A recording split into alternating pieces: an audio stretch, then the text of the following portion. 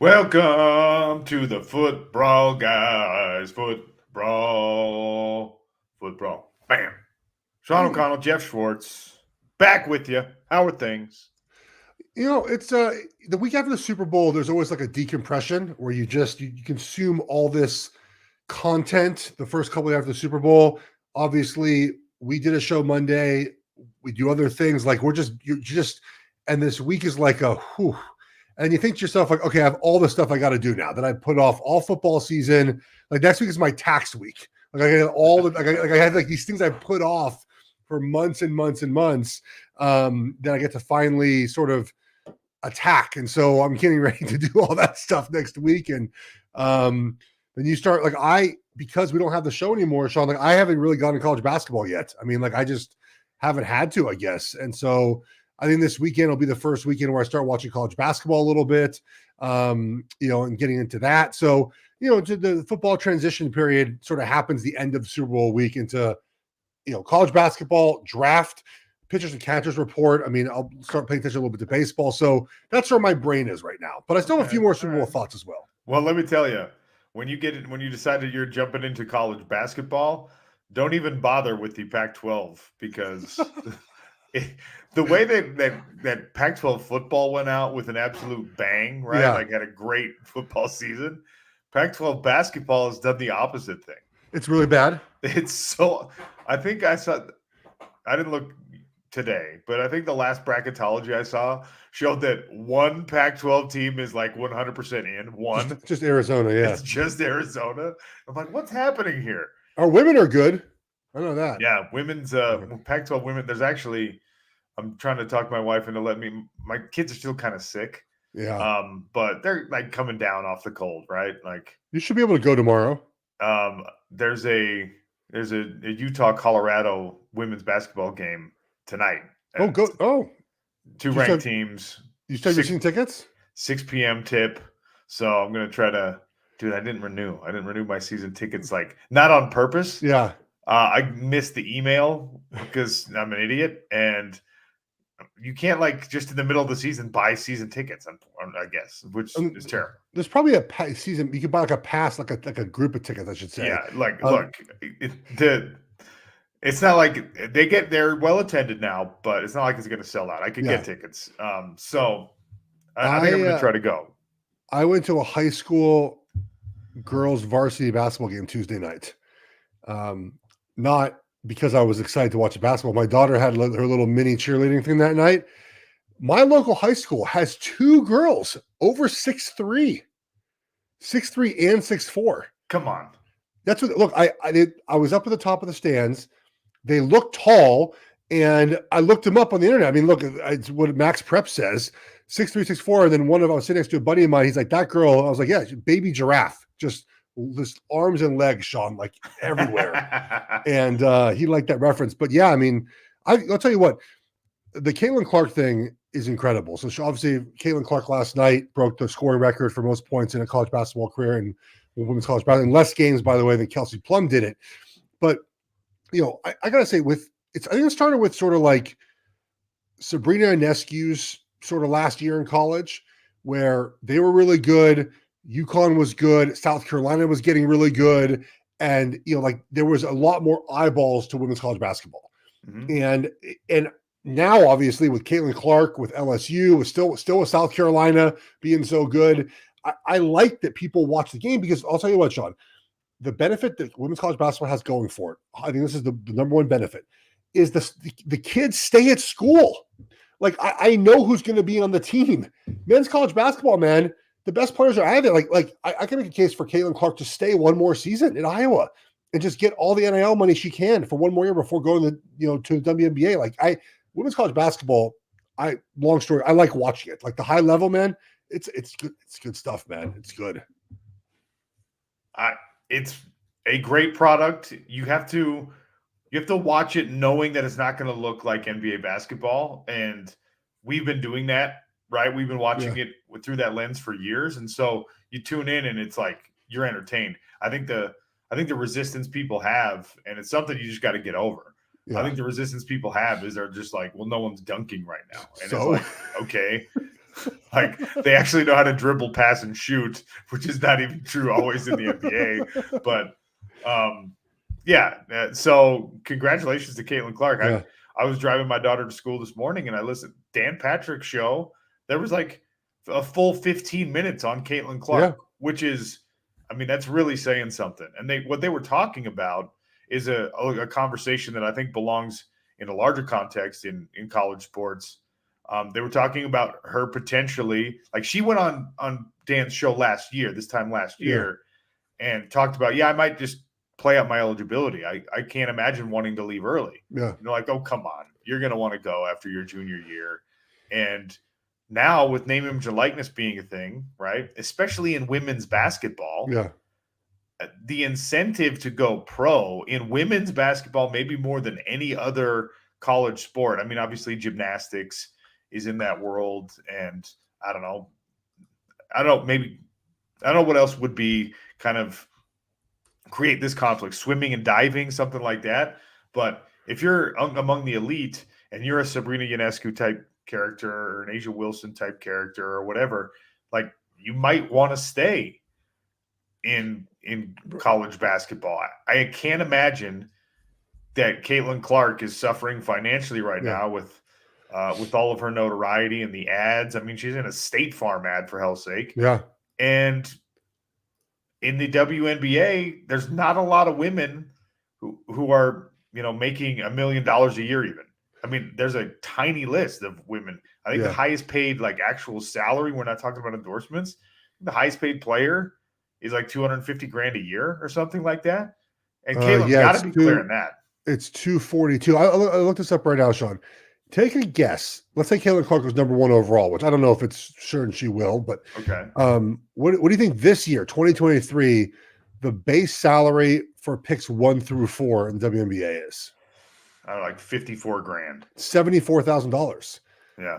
She'll make more staying in college with the endorsements. Now, she can have the endorsements obviously carry over to the WNBA, but I'd argue that her platform is much bigger in college basketball than WNBA. Right now, she's getting over 1 million people to watch her games on Fox, on Peacock. Right.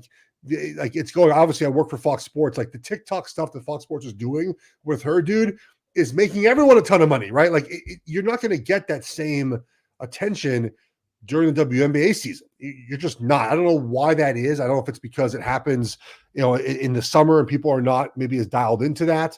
But right now, the way they package women's college basketball, millions of people are watching her play each week, and that's not going to continue in the WNBA. So I would argue exhaust your eligibility, get your second degree, like just keep playing and making $1 million a year on NIL. Yeah.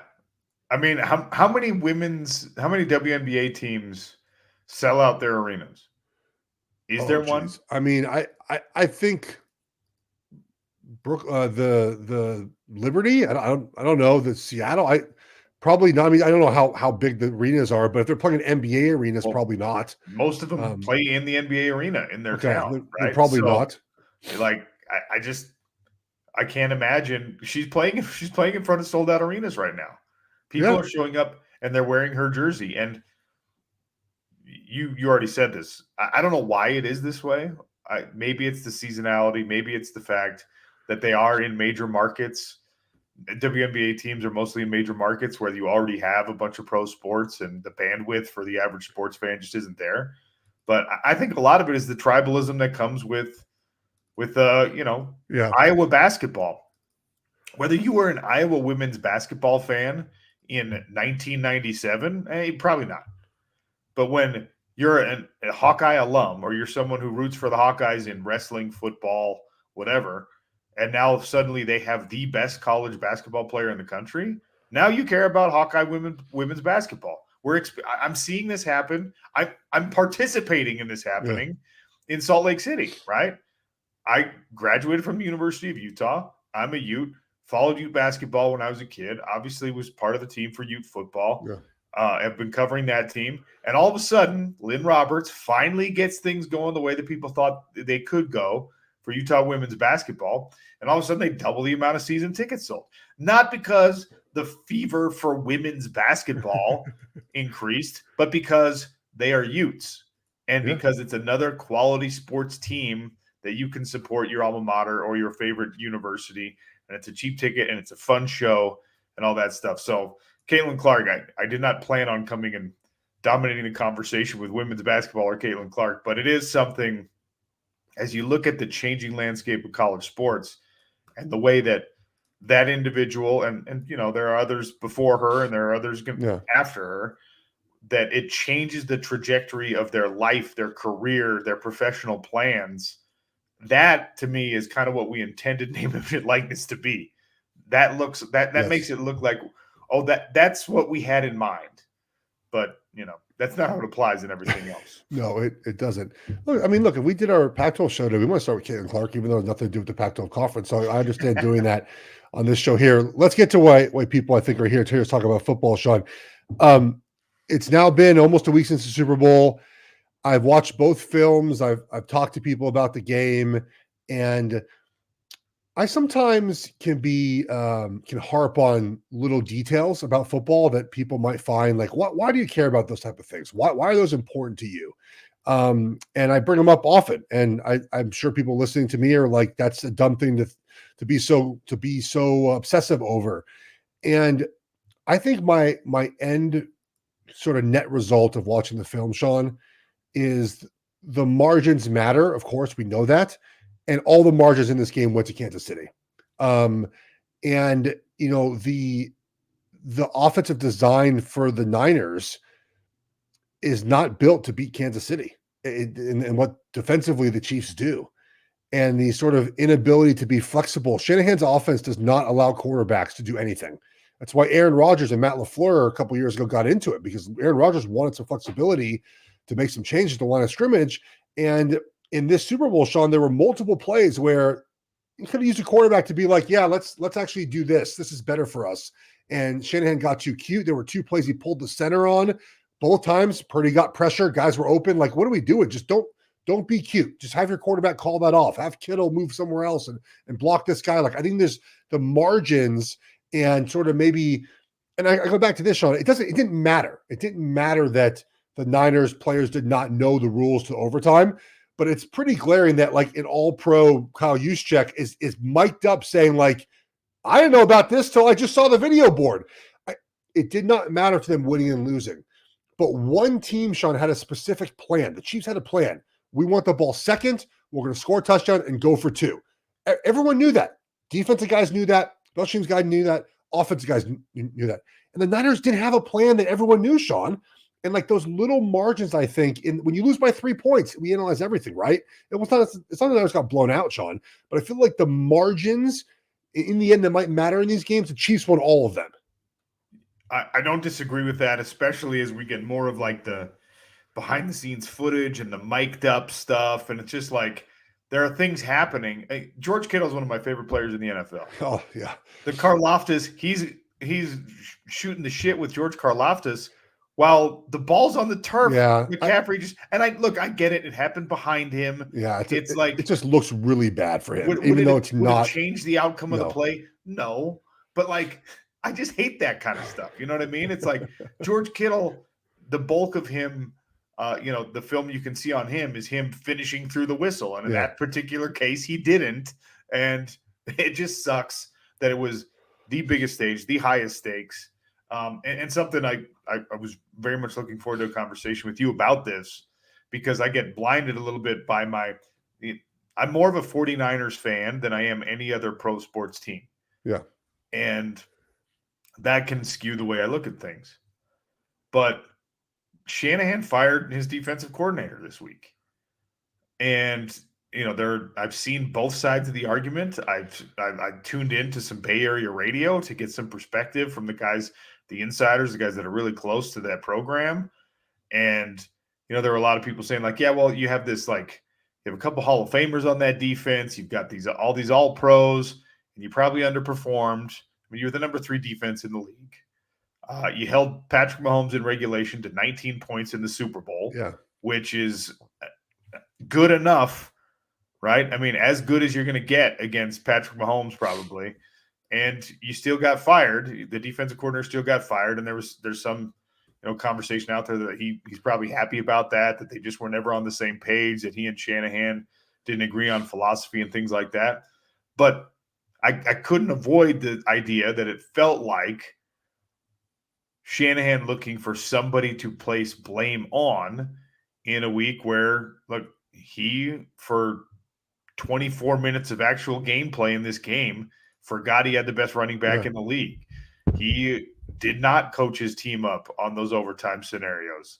Like, there were a lot of things that if you're the head man, the buck stops with you and the buck stops with him. But he, it felt like some of that was diverted to, well, I got to get rid of Wilkes here. And I don't know if I agree with it. I wanted to get your thoughts. Well, Sean, it seems like no matter what, they were going to let him go. And it feels like if they win the Super Bowl, he just he transitions to an off the field position, they make it sound a little bit better. Okay. All right.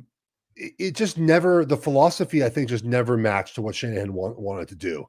When your head coach is calling a timeout because he doesn't like your defense to call it overtime or whatever late in the, that's a problem, right? Like, there was just, it never seemed to align. A lot of times when coaches get hired, we ask ourselves, I think, the question like, well, that doesn't seem to make sense. Why? It's because of relationships, right? The relationship of, okay, well, this philosophy works with what I want to do. This sort of personality works with my personality. And I think there was never that mesh here. He had to meet Robert Saleh first, fiery young coach, D'Amico Ryans, fiery young coach. And Steve Wilkes is not a fiery young coach, right? Like, it didn't seem to fit the personality for that role. And obviously, when there were thoughts that he might be fired at the midway point, right? The bye week. And he survived that. They switched the defense up a little bit. And to your point, the defense got tired. It wasn't his fault per se that the Chiefs won that game. But it felt like this was happening no matter what. Okay. It just happened obviously right after the Super Bowl, and it's a firing, not like we mutually agreed to part ways and let Steve Wilkes find another home somewhere, but thank you for the championship. It wasn't one of those type of things. But that's my take on it. All right. And that's why I wanted to talk to you. And that's why I was like, all right, I'm going to listen to some Niners radio. Cause how is it right now? Niners radio. It's despondent. I mean, you have to start evaluating the way, like, your organizational philosophy if you're the San Francisco 49ers, because there is this monolith that's going to be standing in your way moving forward in the form of the AFC in general, but especially the Kansas City Chiefs with Patrick Mahomes and Andy Reid. And so you have to be like, all right, I saw one of the polls that was put out, and that's what you're supposed to do on local radio. You get your engagement. Has Brock Purdy proven to you that he's the right guy to give a big money contract to? And it's like, okay, that's a valid question. You should be asking that question. But if you're the San Francisco 49ers, the answer is, well, right now, no, because then you have to rob Peter to pay Paul here. You have to, if you're going to fork out a bunch of money for Brock Purdy, what are you sacrificing? It's Kittle, probably, because you're not using him enough to justify his salary, right? But you better not do it with the offensive line with Trent Williams' deal. Yeah. You better not cut off I will die on this hill, your most important dynamic player in Christian McCaffrey. Yeah. Can't do that. Like, what, Ayuk and Deebo Samuel? Those are replaceable type individuals. I mean, I haven't even started on the defensive side of the football here. If you're going to mortgage, the flexibility to pay the rest of your roster on one quarterback, which a lot of teams in the league have to do, are you doing it on Brock Purdy? Well, there's two schools of thought here, right? I think the Niners can do one of two things. One is you let this year play out. You just try to build the roster best you can. You let it play out, you figure it out. Or you do what the Rams did 2 years ago. You go all in this year. Like, you just spend every resource, every asset. You try to squeeze out a victory with Purdy. If it doesn't work, you just sort of admit, like, it didn't work. We're going to draft a quarterback and move on, right? Like, hit the reset button, Yeah, like, that feels like the two options, right? Like, you can't – Purdy Purdy is good in this offense. There's no doubt about it. He played good in the Super Bowl. He wasn't bad. He wasn't Patrick Mahomes, but no one is, right? He was good. He was good enough to win, right? They were up 3 points with under 2 minutes left, Sean. Like, that's good enough in any Super Bowl to win. Didn't get it done, obviously, in the end, but that's not his fault. Protection issues. There are some things he needs to work on. He refuses to sort of throw the ball deep at all. Those guys wide open. Obviously, I think that he's very good sort of intermediate, but what is it in drop back passing game? It's not like his thing, but they don't do that very much. So there's a lot to build on into essentially year 2 of being a full-time starter. But the Niners have to decide, are we going to sort of not rebuild on the fly, but kind of do it smartly this season, or just do what the Rams did and just go for it? You win your Super Bowl, your roster gets gutted, you have no draft picks for years, but you have the ring, right? The Rams have that ring. They get to hold up and say, hey, look, we won, right? What did Donald do after that play? You're like, it's our ring, right? We won. It worked for the Rams. I mean, last year was their first round pick in 5 years, I think. Or maybe it's this next draft. Like, they just haven't had a first, but it worked. They won a Super Bowl. So I don't know how the Niners do that. Do you go get yourself, you go for another edge rusher, you go and try to sign L'Jarius Sneed, who might be a free agent for the Chiefs? Do you go get yourself a big play wide receiver, one more, get yourself a right tackle? I mean, you just go all in this year and try to get it done. That to me is going to be fascinating. I think that people have said this, not the first person, but like, hey, Bill Belichick, how much will it cost for one season to be a DC? Yeah, we'll give you whatever you want. $30 million, you're in, buddy. I mean, look, it's not the Niners don't have money. There's no salary cap. There's no salary cap for coaches. There's no regents have to sign off on it. Like in college football, the state have to sign it. Just give him $30 million. Come be our coach for a year. He's not going to pay $30 million. No, but I mean, the idea, okay, 15, whatever it is for 1 year of service. The Niners have to decide, are we going for it? Because look, the NFC is going to get better, right? Because Caleb Williams is going to be in the NFC. Drake May, Jayden Daniels, 1 and 2 to be in the NFC. Jordan Love is getting better. Like, there's going to be better quarterbacks. Kyler Murray will be healthy this season, most likely. So you can't just sort of run the same team back. This is, if you're Bill Belichick, this is what you should do. You should call the San Francisco 49ers and be like, hey, I don't want to be on the couch this year. I don't even want a salary, okay? I want to come coach for you guys, and I want you to just peel off like 0.1% of ownership for the next 25 years or something. Just give me like this is what all like the Google and like the Facebook entry-level employees were asked to do, right? Like the guy who painted the walls in the office, the graffiti artist who did the murals or whatever. Just like, hey, we'll give you $10,000 to do this. Yeah. Or we'll give you whatever, 40,000 shares of a stock that's not worth anything right now. And the smart ones were just like, oh, give me the 40,000 shares. Bill Belichick should do that right now. He should be like, I don't need a salary. I've been making a bunch of money. I'm a millionaire already. I want to taste that ownership life. Just give me something that says you have a little piece of the San Francisco 49ers franchise for however long in perpetuity. I don't care. I mean, if you're the owners, then you probably do have to get that signed off on. But just bring Bill in. Bill, make something happen. But he's like 71 years old. What's he going to do with all that stock? He's going to give it to his son, just pass it over to the new Washington Huskies defensive coordinator, which is just like the most. We haven't even had a chance to talk about that. Like, that's just the most random hire. A guy who's been NFL his entire life. He's like, yeah, no, I'm going to go coach college now. You imagine Steve Belichick and Dan Lanning recruiting the same player? Who are you going to see, Steve or Dan? Jed Fish just did this 3 years ago, and it worked out really well for him. Left the pro ranks, showed up in college football. Jed had coached a little bit of college. He been at UCLA. Like, he played college football, right? Or he went to Florida, right? Did he play college football? He went to Florida. But Steve Belichick, I mean, so he'll own the Niners in a few years. Any lasting impressions for you with the Super Bowl? I mean, I think I already said it.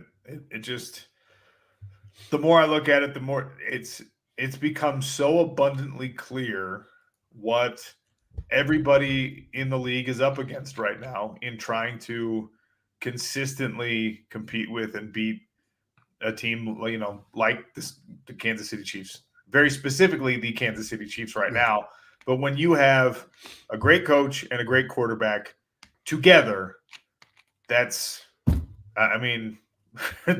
that's size and speed. That's a big man with a 3-point shot. That's just like the unicorn combination that everybody's looking for. And the 49ers are trying to decide on both sides if they have that. Yeah. Do we have a great quarterback? Some people think emphatically yes. Some people are still yet to be sold on that. And there are other people. Do we have a great coach? Some people are sold emphatically, yes, we do have a great coach. Other people are like, well, I don't know. We have a good coach.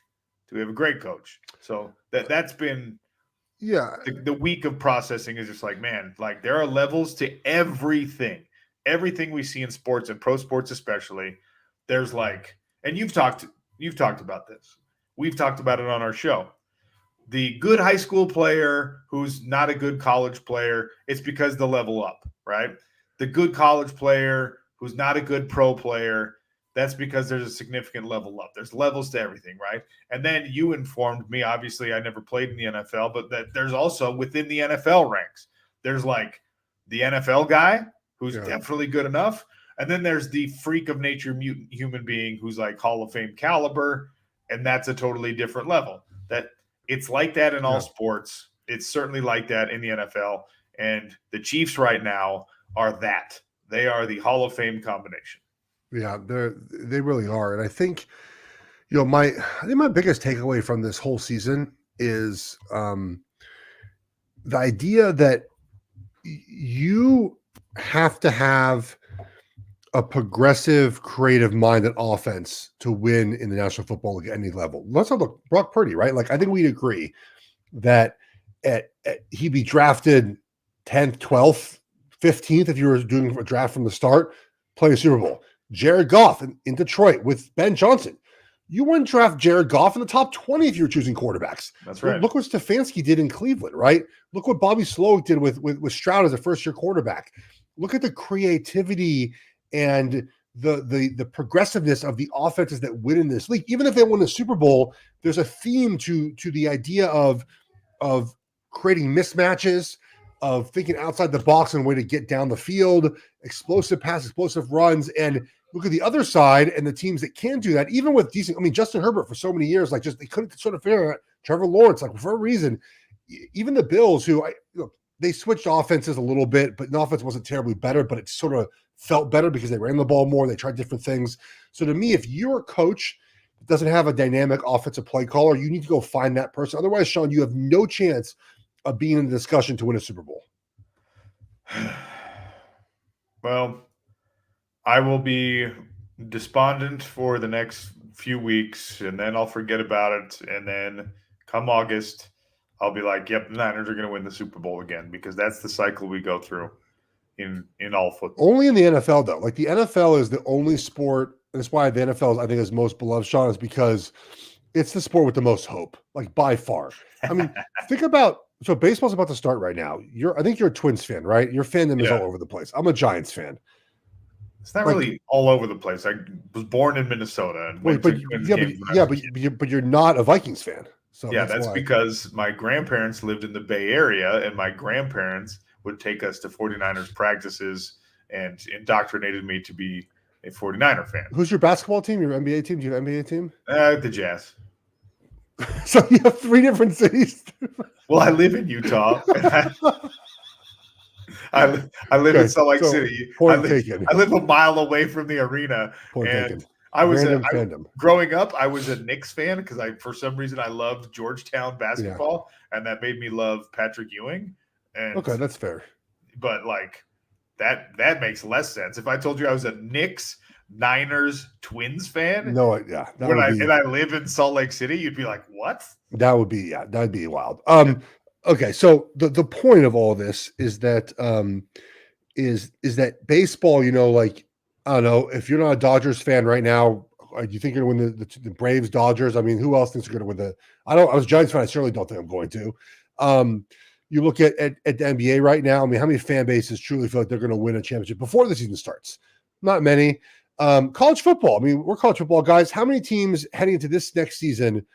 feel like I'm an Oregon fan, Sean. I'm not even sure we can win a championship. I'm like, I don't know. We're good, but like, let's see us beat Washington. Like we have some hurdles to overcome before we can talk about that. NFL fans are like, we were 8-8 last year. Hey man, just get in. All we gotta do is get in the playoffs and because we've seen it, right? We see it happen in this sport where it does happen in hockey, by the way, where 8 seeds can do it. Maybe the hockey's the other sport where there's hope.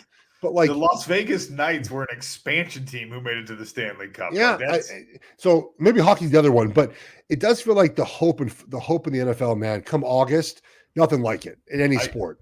I need you to erase this portion of the podcast because my home city right now is trying to get 2 extra sports teams. Like right now, there's aggressive campaigns for Major League Baseball to come to Salt Lake City. Yeah. There's a $3.5 billion ballpark multi-use development proposed.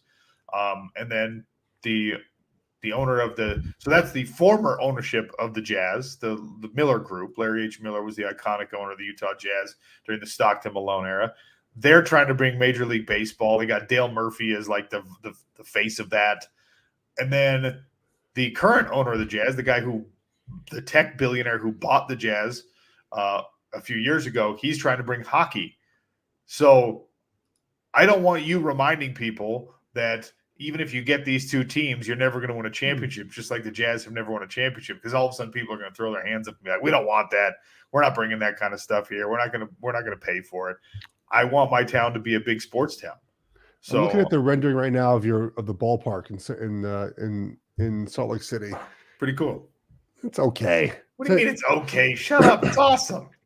Is that a translucent top, or that's just the way they did it for the drawings? No, I think they're going to do. They're going to like the Rams. It's got to be retractable.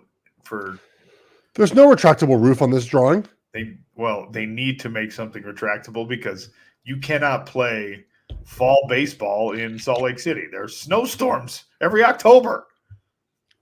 Well, I mean, you have to be in the playoffs to worry about that. So, the hater. And wow, okay. What would the baseball team be called, do you think? Ooh, this is a hot debate. And I think we talked about this a little bit with the hockey team. Yeah. So minor league baseball has been in Salt Lake City for a long time. Currently, it's the Salt Lake Bees. Previously, they were the Buzz. They've been the Trappers, like fur trappers. Like that's very nostalgic for people. And then the Gulls, which people don't realize the state bird of Utah is the California seagull, which is obnoxious. Why? Wait, the seagull? The dumb little seagull is your state bird? Yeah. Do you want me to tell you the story why? I mean, it has to do something with Mormonism, probably. But it 100% does. Okay. Okay, let's hear. Okay, so I love that you just know that immediately. So the story goes that the Mormon settlers were here in the Salt Lake Valley, and they had just started to like get the foothold of farming and crops and self-sustainability and all that. And there was a plague of these huge and nasty, they're called Mormon crickets, and they're giant and they're disgusting. Okay. Google that. They're gross looking. Okay. And they were devastating the crops. And so, the early Mormons decided to like fast and pray and called for a miracle. Please save us from this plague of crickets. And like 1 million seagulls showed up and started to eat all of these crickets and save the crops. Wait. So they exported them in, or they just showed up? They just showed up. That it was a miracle. And that's why the seagull is the state bird of a state that has no sea in it. It has a how far is the nearest? How far is the Pacific Ocean, like straight across? I mean, I don't know how in miles, but it's like a 13-hour drive. The seagulls are just new. They just took off. I'm sure there were seagulls at the Great Salt Lake already, and I don't know. Maybe somebody like went out and talked to them. I was like, hey, there's a bunch of crickets eating our crops. You guys want to go get them? Like, and maybe that's what happened, but maybe it really was a miracle. It was the miracle of the seagull. The Salt Lake Gulls that's another nostalgic one. That was like way back in the day. There was a minor league baseball team called the Gulls, and they have a cool like Miami Dolphins color scheme, that teal and orange, which I don't know. I would like. I think that would be cool. Okay. I've seen renderings of the state fish. Utah's known for its fly fishing. The state fish is a cutthroat trout, so the cutthroats, that's kind of cool. I think there's no way they're naming a team the Salt Lake City. Are you Utah Cutthroats or Salt Lake City? Utah Cutthroats, yeah, that'd be cool. So wait, so is it going to be a Utah team or a Salt Lake City team? Don't know, because the hockey team that he said the owner said it'll be the Utah whatever. Yeah. But the baseball, who knows? Right now, the campaign is called Big League Utah, trying to bring Major League Baseball to the state of Utah. I think most baseball teams are the city, right? Not many are the state.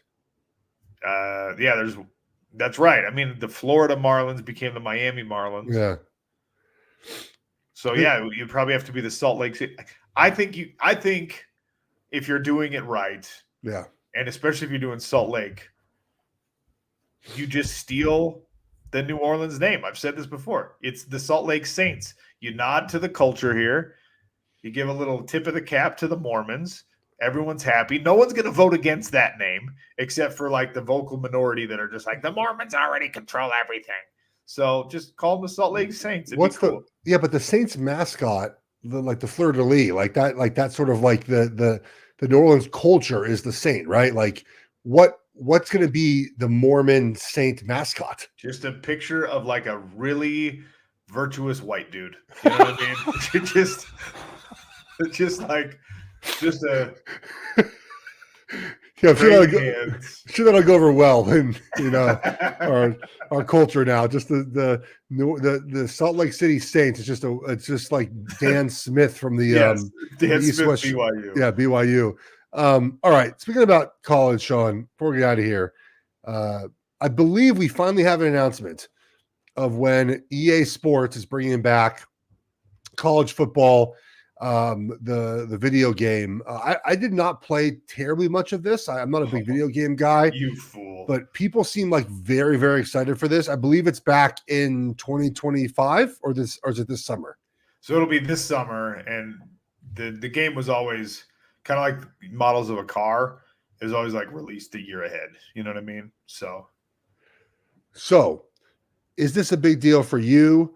I'm kind of surprised to see, like, I think it's nostalgia, right? A bunch of people our age on the internet freaking out, like with like families and kids. Like, I'm going to start Dynasty mode. I'm like, buddy, you have 8 kids and you have a full-time job. Yeah. You're not doing anything. But nostalgia of this game went away because college athletes wanted to get paid for it, which is duh. I mean, of course they did. I think I was in the game. I didn't see any money for that. And now they're going to have to give the players obviously some NIL money for this. But it seems like it's really uniting college football fans. They seem to really like it. Yeah, well, everyone's real positive about it right now, and as soon as the game actually comes out, everyone's going to start complaining and be mad. And but no, I mean, look, I think it's great for other people. For myself, I don't have time to play video games. I don't have a system. I'm not going to go buy a system. I'm not going to be in Dynasty mode. But I, like everyone else, saw the announcement, and it just stirred up the nostalgia, man. We had a great situation. Myself, 2 high school buddies living in a kitty corner from Rice Eccles Stadium. You walked out the front door, you could see this parking lot, you could see the stadium. And we played Dynasty. We had 2 TVs. We had the TV where you would play the PlayStation set up behind the couch. Yep. Then you'd have the TV where you actually watch TV in front of the couch. And it was just a dartboard. It was just a great, like, college experience, college life. And we played the Dynasty mode. I think I probably told you this off air one time. We decided back then you could, like, you would do the whole recruiting thing. It'll be even more advanced now. But we decided, all right, the 3 best talent pools in this game, all the 5-star athletes come out of Texas, Florida, or California. So each of us got to choose a school. Had to be a crap school from one of those great talent pools. So I was Central Florida. and my buddy Cam was Rice University, and I think my buddy Scott was San Diego State. And that was like, we had to build those teams up to create Heisman Trophy winners and national championships. And it was so cool. Dynasty mode back then. This is on like the PlayStation 2. So now that we're on the PS5 and all this AI, mobilization has happened, now you're going to have like actual real players talking to you in the game. It's going to be crazy. What's the deal with NIL in this game? Can I just be Oregon and just take and buy all the players? Like Texas A&M? Yeah, I mean that's definitely going to be what it is. You're going to have in the like true advanced dynasty mode, you're going to have to manage your NIL fund if this game wants to remain true to life. So I do want to give a hat tip to someone on this front, because the early part of COVID, I watched a lot of Big Cat playing NCAA football, and it got me through a lot of boring times watching Coach Doug's get after it. So I might do that again. I might just watch people on Twitch play NCAA football. Every now and then I'm on TikTok and I see people playing Madden. I think one of my toxic traits is thinking I could just play Madden right now and be really good at it because I know how to read defenses and like know how to design things. Because you actually know how to play football. But I don't know. Like, do you think I could just hop in the video game, spend a week on it, and be good? Yeah, I do. Well, maybe not with your gigantic mutant Andre the Giant hands. I mean, I got my Xbox controller. It's okay. It's not bad. I don't know. I mean, I play Call of Duty. I haven't played in a while, but I actually think that because you have real knowledge of scheming, I think that you get really good really fast. What about my thumb usage though? My thumb's kind of, I don't know if I can. That's what I mean. At some point, you'd be playing all the way. You'd be playing online. You'd make it all the way to the Super Bowl or whatever. You're playing against one of these like Twitch streamers, these like 9-year-old kids that are using racist terms at you, and your thumb would freeze up, and that would be the thing that loses you the game. Just hurling the one Jewish slur at me over and over again. the one Jewish slur that they had to Google to find out because they're like 10 and they didn't even know that there was a slur for that. Can I give you before we get out of here? Can I tell you an experience I had yesterday? Yeah, please. That was savage or stupid. Okay, go ahead. Okay, so we're gonna start our PFL broadcast. Yes. I was like, you know what? I need to go get just a good black suit. I don't have a good plain black suit. Okay. All right. I got all these other colors. They've asked me to go a little bit more conservative with my suits this year. Wait, what? Yeah. Why? Because I'm too handsome, I guess. I don't know. Well, is that because you're going overseas? And that's more of a... Well, I think I'm not going to wear the pink suit in Saudi Arabia. Okay. Like, that wasn't going to be part of the plan anyway. Okay. But... I'm like, I need to get a black suit. Everyone should have a basic black suit. I've kind of like graduated beyond the crappy Target brand one that I had before. So I'm like, okay.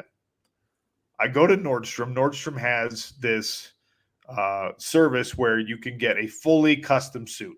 All right. Okay, nice. It's through a separate company that they have a partnership with. So you go to Nordstrom, they measure you, they send off your measurements, and then 5 weeks later, Indochino is the brand. They send you the suit to your house. And I've heard good things about the process. I've heard like, okay, I did my due diligence, researched. So I'm like, all right. I took my 2 older daughters to the mall, took them with me, let them pick out the silk lining for this. I picked out the fabric. Let them pick out which silk lining was going to go in there. They chose the one with tigers in it. Nice. All right. I let them choose what was going to be monogrammed on the inside, what color the thread was going to be, all that kind of stuff. And then this woman who's helping me, we go back so she can measure me. And it's like a regular tailor shop with the cool mirrors and everything. Yeah. She starts measuring me, and she's just like, she measures my chest, and she's just like, okay. I know this is going. She's like, 48. I was like, no. No.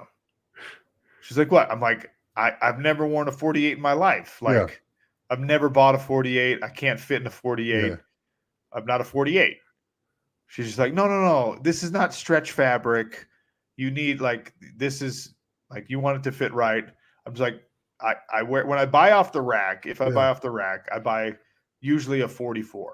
Okay. because I want it to be a little bit more fitted, which I know to you sounds like a child size because you're like a 58 probably. For chest 52, 54 probably, something like Okay, that. so like, and I'm Yeah. not like You're not- broad shouldered, yeah. so I'm a weird measurement anyway. So she's like a 48, and so we kind of debate on that. And she's like, oh, okay, and just sort of ignores me, and then keeps measuring, and she's like, goes to the pants, and she's like, what size of pants do you usually wear? I'm like, well, the pants I'm wearing right now, you can see they have a little tag in the back. Those are 34s. She's like, no, you're at least a 38. And I'm just like, okay. I'm like, well, I need the suit to be fitted, okay? Yeah. I don't want it to be loose. And she's like, no. People get really offended when you start saying these numbers because they think I'm saying they gained weight. I'm like, lady, I don't care if you think I gained weight. You've never seen me before in your life. But I'm just like, whatever. So long and short of it, she keeps measuring me, and we get to this stage. She gets all the numbers, and then she's like, okay. And they have this thing where they bring out like sample jackets, right?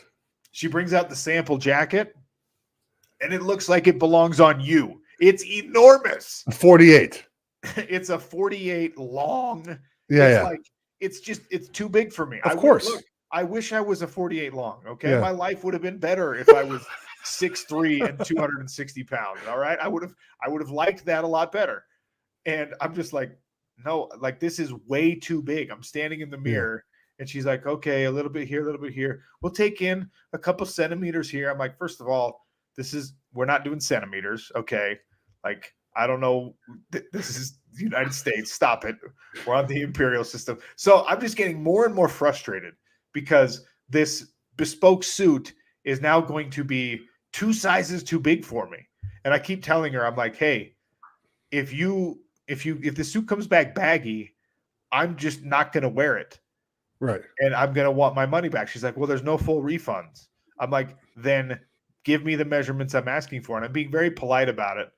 And we finally get to the sleeve, and this sleeve would have fit your arm, Geoff. I mean, I could have put my leg in this sleeve.